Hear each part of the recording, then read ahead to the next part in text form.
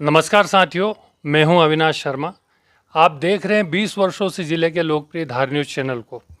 साथियों, धार news channel के व्यक्तित्व नामक एक कार्यक्रम के माध्यम से हम आपको जिले की उन हस्तियों से लगातार परिचय करवाते रहे जिन्होंने अपने कर्मों के माध्यम से जिले में, देश प्रदेश में अपना विशेष स्थान बनाया है।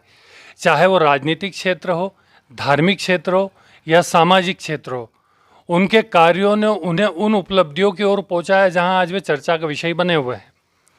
आज ऐसी एक हस्ती से मैं आपका परिचय करवाने जा रहा हूं जिन्होंने धार के भूमाफियाओं को सांसे में डाल दिया, साथ ही उनके राजनीतिक कार्यों के साथ सामाजिक गतिविधियों को जिस तरीके से उन्होंने अंजाम दिया, आज वे धार की एक विशेष पहचान बन चुके हैं। हम बात करना चाहेंगे धार के नवनीत जैन जी से, जो आज चर्चा का विषय बने हुए। नवनीत जी, सबसे पहले धार न्यूज़ चैनल में आपका बहुत बहुत स्वागत है। नमस्कार, धन्यवाद जी। नवनीत जी, मैं जानना चाहूँगा सबसे पहले इस व्यक्तित्व के इस हमारी कड़ी में, धार में सबसे पहले भू माफियाओं का एक बड़ा मामला हुआ था, सेंट टेरेसा।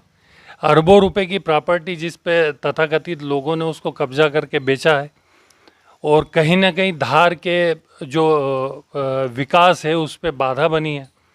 कई कॉलोनाइजर ऐसे हैं जिनको आपने अपने माध्यम से काफ़ी लंबा सबक सिखाया है। राजनीतिक क्षेत्र में भी आपका एक उज्जवल भविष्य रहा है। छात्र जीवन की राजनीति से लेकर अब तक विधानसभा चुनाव में एक चर्चा आई है। तो सबसे पहले शुरुआत करेंगे भू माफियाओं से जुड़ा कि किन किन मामलों का आप आज तक आपने उठाया है और क्या खुलासे रहे हैं पूरे। देखिए, शहर के एक जागरूक नागरिक होने के नाते और चूंकि मैं विधि व्यवसाय से जुड़ा हुआ हूँ, तो ये मेरी जिम्मेदारी बनती है कि मैं शहर के हित में कुछ कार्य करूं। और व्यक्तिगत राग द्वेष किसी से नहीं रहा, लेकिन जहां मुझे लगता है कि हमारे शहर की कुछ सांस्कृतिक विरासतों के साथ गड़बड़ हो रही है, शासन या प्रशासन का कोई अधिकारी यदि कहीं लापरवाही कर रहा है और कहीं जन भावनाओं की अनदेखी की जा रही, जन भावनाओं का जो मखौल उड़ाया जा रहा है, जनता की भावनाएं कुछ और होती है और निर्णय कुछ और प्रकार से लिए जाते हैं, तो वहाँ पर अपनी आवाज़ को मुखर करना मैं अपना कर्तव्य समझता हूँ और मैंने इस प्रकार से कर्तव्य किया। इसी में धार का चाहे राजवाड़ा हो, गणपति मंदिर हो और सेंट टेरेसा का मामला जैसे भी आपने याद दिलाया, कई ऐसी कॉलोनियाँ भी है जहाँ पर जो आम नागरिक था उसने बेचारे ने प्लाट ले लिया, लेकिन कहीं कॉलोनाइजर ने नियमों का पालन नहीं किया, जिसके कारण उन आम नागरिकों को परेशानी उठानी पड़ी। तो वहाँ पर जनहित के जहाँ मामले होते हैं वहाँ नवनीत जैन हमेशा जनता के बीच में खड़ा पाया जाता है।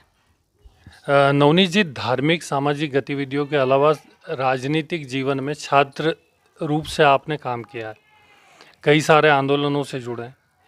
कई ऐसे मामले आए हैं जहां पर चाहे भोजशाला का मामला हो या किसी बड़े नेता का विरोध प्रदर्शन हो, कई बार जेल की यात्राएं भी की है। और आज अखिल भारतीय जो विद्यार्थी परिषद है उसके माध्यम से काम किया। युवा मोर्चा में आज प्रदेश स्तर पर राजनीतिक क्षेत्र में सक्रिय है। इसको लेकर क्या कहना चाहेंगे?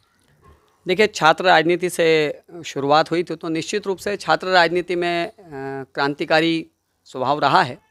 और 2003 का जो कॉलेज चुनाव रहा वो आज भी स्मरणीय है। इसमें हमारे विद्यार्थी परिषद के कई मेरे साथियों ने सहयोग किया। रही बात युवा मोर्चा की, तो मध्य प्रदेश युवा मोर्चा में मुझे प्रदेश तक की जवाबदारियां दी गई। पार्टी ने जब जब जो जवाबदारियां दी, मैंने उन जवाबदारियों को उसी रूप में, जिस रूप से पार्टी की मंशा थी, मैंने वहाँ पर उनको निभाने का प्रयास किया है।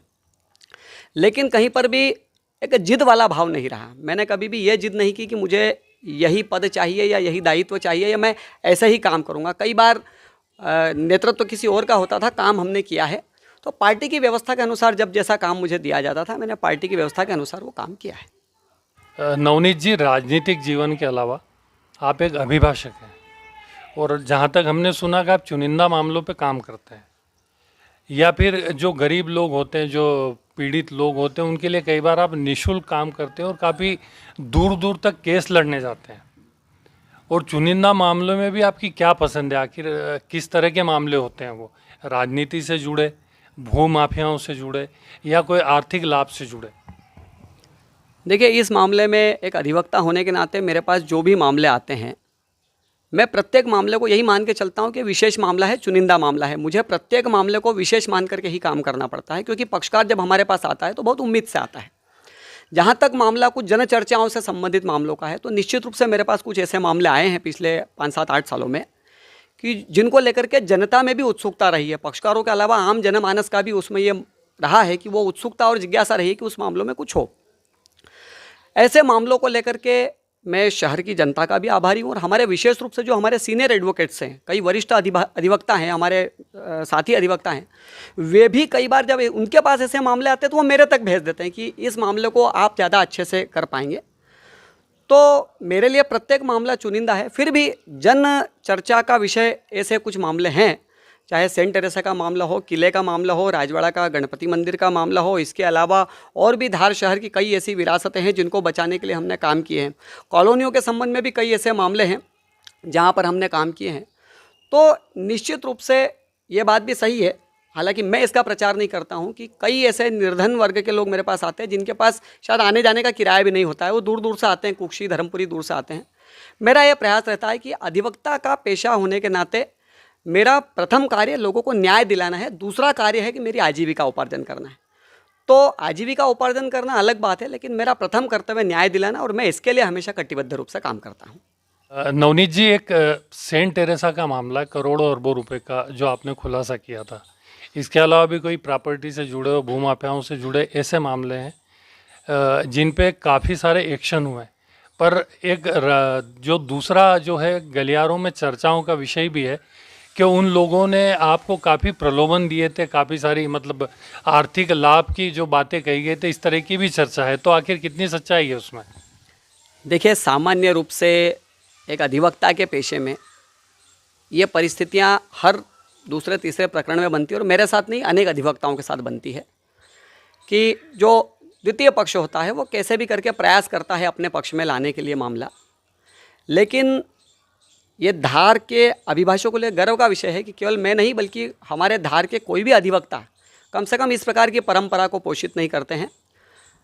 सामान्य रूप से किसी प्रकार का लालच देना ये मानव स्वभाव है, लेकिन ये हमारे ऊपर होता है कि जिन लोगों ने हमें विश्वास के साथ कोई मामला सौंपा है, हमें उनकी आंखों में आंखें डालकर फिर बात करना पड़ती है। तो कई बार ऐसे अवसर आते हैं, लेकिन सम्मानजनक तरीके से हम उनको मना कर देते हैं, क्योंकि हमारा पेशा जो है वो बहुत जवाबदारी का पेशा है। तो एक अधिवक्ता होने के नाते इस प्रकार की कोई परंपरा का मैं तो समर्थन नहीं करता हूँ। अवसर आते हैं, लेकिन ये हमारे ऊपर है कि हम उस अवसर को सम्मानजनक तरीके से मना करके और अपनी यात्रा को आगे बढ़ाएं। नवनीत जी, राजनीति पे वापस आते हैं। राजनीति में नगरपालिका की चाहे बात करें, धार के अन्य मामलों की बात करें, बड़े जो राजनेता उनके विरोध की बात करें, धार में आप ही की पार्टी के एक दिग्गज नेता से आप भीड़ पड़े थे, बड़ा चर्चा का विषय रहा है, वो एक लंबा धरना प्रदर्शन भी रहा है। तो आखिर किन उसूलों को लेकर ये पूरा टकराव रहा है और क्या उसकी मंशा रही है?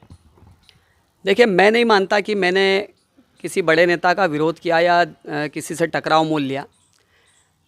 आप शायद थोड़ा सा पीछे जाएं तो प्रेम प्रकाश जी खत्री के बाद में जितने भी जिलाध्यक्ष हुए, चाहे प्रभु जी राठौड़ हो, मोहन जी भायल हो, अनंत जी अग्रवाल हो, राज बर्फा जी हो, विनोद शर्मा जी हो, दिलीप जी हो, राजीव जी हो, मनोज सोमानी जी हो, रमेश धाड़ीवाल जी हो, कोई भी ऐसा पार्टी का पदाधिकारी ये नहीं कह सकता कि मैंने अपने व्यक्तिगत स्वार्थ के लिए कभी पार्टी को असहज स्थिति में डाला हो।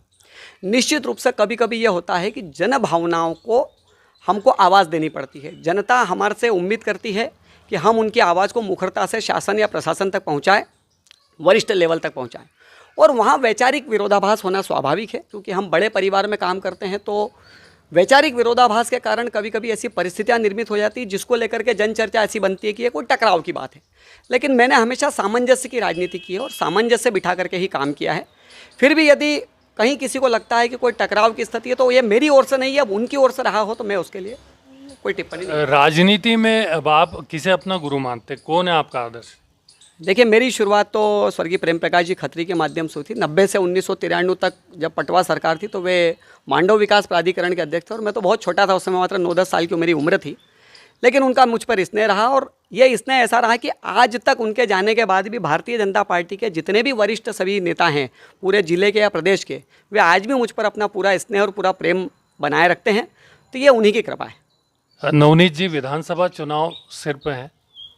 धार में खासतौर पे बीजेपी की राजनीति में कई तरह की चर्चाओं का दौर है। कई जो वर्तमान में जो उम्मीदवार जो माने जा रहे हैं, एक चर्चा ये है कि उन्हें नकारा जा चुका है। किसी युवा तेज तर्रार चेहरे पर पार्टी गौर करना चाह रही है। ऐसे में आपकी भोपाल में अचानक सक्रियता बढ़ी है, ऐसा लोगों में चर्चा का विषय है। तो कहीं ना कहीं विधानसभा चुनाव को लेकर आपकी दावेदारी को माना जाए, क्या कहेंगे आप? देखिए, मैं जिस पार्टी और जिस संगठन और जिस विचारधारा के साथ काम करता हूँ, वहाँ दावेदारी जैसा तो कोई शब्द कभी होता ही नहीं है। भारतीय जनता पार्टी में अपनी इच्छा व्यक्त करना या अपना प्रयास करना एक अलग बात होती है, लेकिन दावेदारी जैसी कोई चीज़ होती नहीं है। और मुझे यह भी विश्वास है कि दावेदारी करने मात्र से पार्टी कोई निर्णय लेती नहीं है।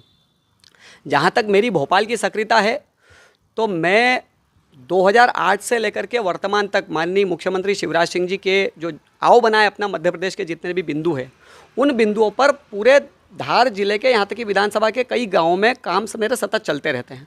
और उसको लेकर के वरिष्ठ नेताओं से मार्गदर्शन और सौजन्य भेंट मेरी होती रहती है। मैं भोपाल आना जाना करता रहता हूँ। चूँकि अभी वातावरण ऐसा है कि धार के भी कई लोग किसी अन्य उद्देश्य से सतत भोपाल कार्यालय में जा रहे हैं और वहाँ वो मुझे देख रहे हैं, तो शायद ऐसा लग सकता है। जहाँ तक तेज तर्रार नेता होना है, ये कोई बात है, तो भारतीय जनता पार्टी का प्रत्येक कार्यकर्ता अपनी भूमिका में एक स्थापित कार्यकर्ता है। भारतीय जनता पार्टी का बूथ स्तर का कार्यकर्ता भी, प्रत्येक कार्यकर्ता इतना योग्य है कि पार्टी यदि उसे आदेश देगी तो वो चुनाव लड़कर जीतने के लिए सक्षम है। तो यहाँ दावेदारी जैसा कोई प्रश्न नहीं है या अतिरिक्त सक्रियता जैसा कोई प्रश्न नहीं है। मेरे जैसे न जाने कितने लाखों नवनीत जैन पार्टी के लिए अपना काम कर रहे हैं, सतत कर रहे हैं। तो सभी के लिए वो पद खुलेगा ऐसा अनिवार्य नहीं है। कोई भी पद एक व्यक्ति के लिए होता है। जो लोग प्रयास कर रहे हैं उनके लिए मेरी शुभकामनाएं। पार्टी की अगर मुझ पर निगाह है तो मुझे तो अभी मालूम पड़ा है कि कुछ लोग चर्चा में इस प्रकार का उल्लेख कर रहे हैं। मैं एक कार्यकर्ता के रूप में पार्टी का पहले भी काम करता रहा हूँ और आगे भी पार्टी जब जो जैसा आशीर्वाद देगी, मैं कार्यकर्ता के रूप में हमेशा काम करता रहूँगा। अभी युवाओं की एक लॉबी में चर्चा का विषय बना हुआ है नवनीत जैन, और विधानसभा चुनाव में अगर ये नाम उठता है तो कहीं ना कहीं एक उम्मीद भी लोगों को है। देखिए, मैं उन युवा मित्रों का आभारी रहूँगा कि उन्होंने मुझे इस योग्य समझा, लेकिन ऐसे निर्णय पार्टी फोरम पे होते हैं और निश्चित रूप से पार्टी का एक क्राइटेरिया होता है। बहुत सारे बिंदुओं पर विचार विमर्श किया जाता है। अकेला कोई एक युवा होना ही अपने आप में योग्यता का पैमाना नहीं होता है, क्योंकि मेरे से आगे बहुत अच्छी बड़े दावेदारों की लाइन है। आपने ही बताया दावेदार, तो एक लंबी फहरिस्त है, लंबी लाइन है। कई अनुभवी लोग भी हैं, कई योग्य लोग भी हैं, कई पूर्व के पदाधिकारी भी हैं। फिर भी यदि किसी के नाम में, किसी के जहन में मेरा नाम आया है, चर्चाओं का नाम आया, तो उन लोगों के लिए मैं आभारी रहूँगा कि उन्होंने मुझे इस योग्य समझा। मैं अपना कार्यक्षेत्र वहीं निर्धारित करूँगा जहाँ मेरी पार्टी मुझे आदेश करेगी। नवनीत जी, धार में भाजपा लगातार 20 सालों से विधायक है भाजपा के, प्रदेश में सरकार है, केंद्र में सरकार है, तमाम विकास के दावे धार शहर में है, ज़िले में है। धार को लेकर आप राजनीतिक रूप से सक्रिय हैं। धार में जो वर्तमान में जो विकास की स्थिति है, क्या उससे आप संतुष्ट हैं और क्या इसके अलावा और विकास होना चाहिए आपकी नज़र में? देखिए, जो भारतीय जनता पार्टी के जनप्रतिनिधियों ने अपनी पूरी क्षमता के साथ जो काम किया है, वो निश्चित रूप से सराहनीय कार्य है। जहाँ तक संतुष्टि की बात है, तो संतुष्टि जनता को होनी चाहिए। और अभी जन आशीर्वाद यात्रा के माध्यम से जनता जिस प्रकार से हमसे जुड़ रही है, ये अपने आप में एक सबूत है कि संतुष्टि तो है। फिर भी मैंने एक चीज़ महसूस की है, एक सामाजिक कार्यकर्ता के रूप में अगर मैं देखूं, तो कहीं ना कहीं ये चीज़ देखने में आई है कि आज से 20 या 25 साल पहले भी धार की जो मूलभूत समस्याएं थी, आप सफाई की समस्या ले लीजिए, पानी की समस्याएं ले लीजिए, छोटी मोटी जिस प्रकार की समस्याएं थी, शायद हम देखें कि 20 सालों बाद भी आज लगभग मूलभूत सुविधाओं के मामले में कुछ और काम करने की आवश्यकता है। शायद उसमें तेज़ी लाना पड़ेगी। निश्चित रूप से हमारे जनप्रतिनिधियों ने तो अपना काम किया है, लेकिन एक और चीज़ है कि अब जैसे एक बात आई है डबल इंजन की सरकार, तो पहले ये परिस्थितियां नहीं थी। कभी राज्य में सरकारें होती थी तो केंद्र में नहीं थी, केंद्र में होती थी तो राज्य में नहीं थी। अब चूंकि दोनों जगह हमारी सरकार है और स्थानीय नगर पालिका में भी हमारे जनप्रतिनिधि बैठे हुए हैं, तो ऐसी स्थिति में सबसे ज़्यादा मुझे चिंताजनक एक बात लगती है कि धार के सारे युवा 12th के बाद में सीधा इंदौर या जयपुर या कोटा वहाँ पर पढ़ने के लिए जाते हैं। तो कहीं ना कहीं उस चीज़ को एक रोकना पड़ेगा कि धार में शैक्षणिक गुणवत्ता हमारे लिए एक सबसे ज़्यादा महत्वपूर्ण है, जिसके लिए धार का युवा धार में ही रह करके ऐसी पढ़ाई कर सके जैसी वो बाहर जा करके पढ़ता है। दूसरी चीज़ ये है कि धार में कहीं ना कहीं अगर कोई युवा पढ़ लिख जाता है तो अब वो रोज़गार के लिए भी उसे किसी बड़े शहर की ओर देखना पड़ता है। कहीं ना कहीं उस दिशा में भी काम करने की आवश्यकता है। निश्चित रूप से हमारे जनप्रतिनिधि तो इस दिशा में काम कर रहे हैं, पर मैं अपना सुझाव दे सकता हूं कि इन क्षेत्रों में, युवाओं के क्षेत्रों में काम करने की आवश्यकता है। तीसरी एक चीज़ महत्वपूर्ण मैंने देखी है कि बच्चे पढ़ना चाहते हैं। ग्रामीण क्षेत्रों में मेरा जाना होता है, बच्चे पढ़ना चाहते हैं, लेकिन प्राइवेट स्कूलों के मुकाबले शासकीय स्कूलों की स्थितियाँ उतनी ज़्यादा सुघड़ अभी नहीं हो पाई है। तो वहाँ कहीं ना कहीं प्रशासनिक रूप से कसावट की आवश्यकता मैं देखता हूँ। यदि ये 2-3 चीज़ों पर काम हो जाए तो निश्चित रूप से धार, चूँकि हमेशा से एक अच्छा पुरातन गढ़ रहा है, राजा भोज की नगरी रही है, तो विद्वता तो यहाँ की रग रग में बसी हुई है। तो ऐसी स्थिति में कुछ बिंदुओं पर यदि काम हो तो निश्चित रूप से धार के युवाओं को भी कोई लाभ दिया जा सकता है। नवनीत जी, अभी देश में सनातन संस्कृति पर आघात, हिंदुत्व पर आघात, लगातार बयान आ रहे हैं, चाहे वो कांग्रेस की पार्टी हो या और कोई अन्य दल हो। अभी ये इंडिया नया गठबंधन बना है, उससे जुड़े हुए लोग लगातार हमला कर रहे हैं। आप अपनी संस्कृति, अपने धर्म को लेकर काफ़ी जागरूक रहे हैं, विभिन्न धार्मिक यात्राओं में भी आप जुड़े रहे हैं, अपनी धार्मिक गतिविधियां भी जारी रही है। ऐसे में क्या देखते हैं, क्या सोचना आपका, क्या जवाब देंगे इनको? देखिए, कांग्रेस हो या अन्य दल हो, उनके हाथ तो वैसे भी करपात्री जी महाराज के खून से रंगे हुए हैं, तो वे सनातन संस्कृति का विरोध तो शुरू से ही करते रहे हैं, कोई नई बात नहीं है। जहाँ तक सनातन संस्कृति का प्रश्न है तो ये कोई राजनीतिक या चुनावी मुद्दा नहीं हो सकता है। ये इस राष्ट्र का प्राण है। इस राष्ट्र का प्राण ही हमारी सनातन संस्कृति है, चाहे वो किसी भी वर्ग, जाति, धर्म, समुदाय का व्यक्ति क्यों ना हो। सनातन संस्कृति इस राष्ट्र की रगों में बहती है। मेरा तो चूँकि बचपन ही मंदिरों और मठों में गुजरा है, अभी भी मेरे दिन का जो समय, मैं न्यायिक कार्य से विरत होते ही मैं, धार की जनता मालूम है कि सभी लोगों को, मैं मठों में, मंदिरों में और ऐसे निर्जन स्थानों पर रहता हूँ। कुछ समय पहले अभी मध्य प्रदेश सरकार की स्नेह यात्रा निकली थी संतों के माध्यम से। उस दौरान मेरा लगभग 350 ग्रामीण क्षेत्रों में जाने का अवसर मिला। तो मुझे लगता है कि सनातन संस्कृति का विरोध करके कुछ लोग आत्मघाती कदम उठा रहे हैं, क्योंकि वे इस राष्ट्र के होकर के तो इस राष्ट्र की संस्कृति को नष्ट करने की बात नहीं, कहीं ना कहीं उनकी रगों में या उनके डीएनए में कोई विधर्मी रक्त, मुझे ऐसा लगता है, सम्मिलित है। क्योंकि सनातन संस्कृति तो हमेशा से अजर अमर रही है और आगे भी अजर अमर रहेगी, उसे कोई नहीं मिटा सकता। ये थे नवनीत जैन, जिन्होंने अपने व्यक्तित्व की पहचान को उस स्तर पर बनाया कि आज उनके नाम को लेकर देश, प्रदेश, शहर, जिले सब दूर चर्चा है। हम व्यक्तित्व के इस तरह के भाग में आगे फिर एक हस्ती को लेकर आपके सामने आएंगे, जिन्होंने अपने बल पर अपनी पहचान बनाई है, अपना नाम गढ़ा है। मेरे साथ अक्षय बारिया के साथ आप लगातार देखते रहिए धार न्यूज़ चैनल। नमस्कार।